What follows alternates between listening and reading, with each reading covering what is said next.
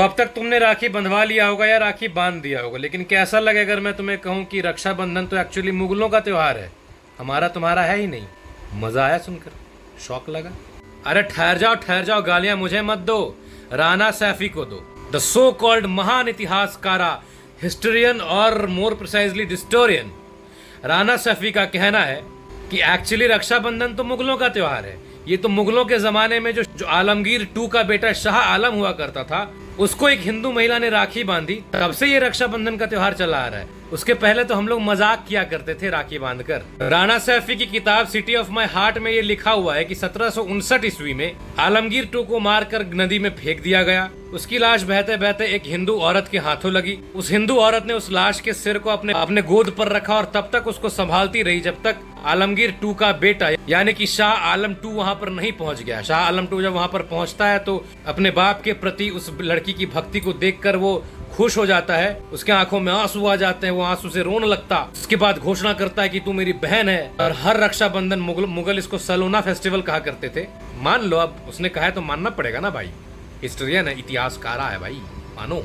तो हर सलोना वो जाया करती थी और वो उसके हाथ में राखी बांधा करती थी और तब से ये रक्षाबंधन चलन में आया। इसके पहले तो मजाक हुआ करता था।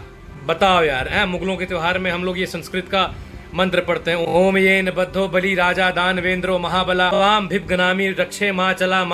मुझे लगता है कि इसका भी कुछ उर्दू टर्म होगा या मुगलिया टर्म होगा, इसको भी हमने चुरा ही लिया होगा। नहीं राणा सैफी, एक और फेक स्टोरी सुनाता हूँ मैं, सुनो। ऐसे इतिहासकार, खासकर 19वीं शताब्दी के इतिहासकार जेम्स टॉड, जो राखी को और मुगलों को फैसिनेट करना चाहते हैं, वो लिखते हैं कि 1535 पे जब गुजरात का बहादुर शाह मेवाड़ पर आक्रमण करते हैं तब राणा सांगा की विडो महारानी कर्णावती हुमायूं को एक चिट्ठी लिखता है कि मुझे हेल्प करो, और उस चिट्ठी के साथ एक राखी भिजवाती है। तो हुमायूं जो किसी युद्ध में बिजी था, अपने युद्ध को बीच में छोड़कर आ जाता है कर्णावती के हेल्प के लिए।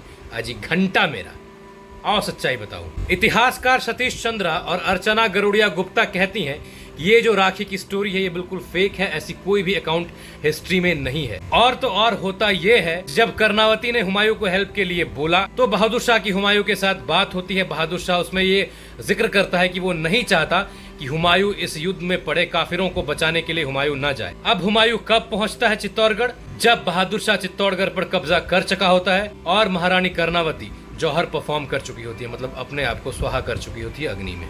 इतिहासकार सतीश चंद्रा और अर्चना गरुड़िया गुप्ता लिखती हैं कि हुमायूं ने ये जो डिले किया, ये जो देर से आया चित्तौड़गढ़, ये पूरा का पूरा पॉलिटिकली मोटिवेटेड था। दोस्तों, ये जो हमारे त्योहारों में जबरदस्ती का गंगा जमुनी तहजीब घुसाकर और वैसे लोगों को जिनको राखी में कोई भरोसा नहीं, हमारे त्योहारों में कोई भरोसा नहीं, इनको फायदा पहुंचाने का जो एक षड्यंत्र रचा जाता है ताकि उनके मार्केट में बूम आए, वो भी राखी वाखी बेच सके, उनकी भी मिठाइयाँ बिके, तो लो, मुझे उससे कोई प्रॉब्लम नहीं है। तुम्हारी मर्जी, तुमको जिससे लेना है तुम लो, तुम राम से लो, अब्दुल से लो, रहीम से लो या फिर सलीम से लो, तुम्हारी मर्जी। लेकिन ये झूठी कहानी गढ़कर हमारे त्योहारों को बर्बाद मत करो। अब आते हैं राखी के रियल ओरिजिन में। भगवत पुराण और विष्णु पुराण के अनुसार जब वामन अवतार में भगवान श्री विष्णु ने राजा बलि से तीनों लोक ले लिए, तब राजा बलि ने कहा कि भगवान आप हमारे पास रहो, हमारे साथ रहो, हमारे पैलेस में रहो, और भगवान विष्णु को उनके इस विश को ग्रांट करना पड़ा। तब माता लक्ष्मी जब अपने हस्बैंड को मिस करने लगी, भगवान श्री विष्णु को मिस करने लगी, तब माता लक्ष्मी बलि के पास जाती है ब्राह्मण का वेश लेकर और उनके कलाई में एक रक्षा सूत्र बांधती है और ये रक्षा सूत्र बांधकर उनसे ये वचन लेती है कि वो उनके पति को उनके धाम में जाने दे। इसीलिए तो रक्षाबंधन के दौरान बहनें जब अपने भाई के कलाई में राखी बांधती है तो ये मंत्र कहा जाता है, ओम येन बद्धो बलि राजा दानवेंद्रो महाबला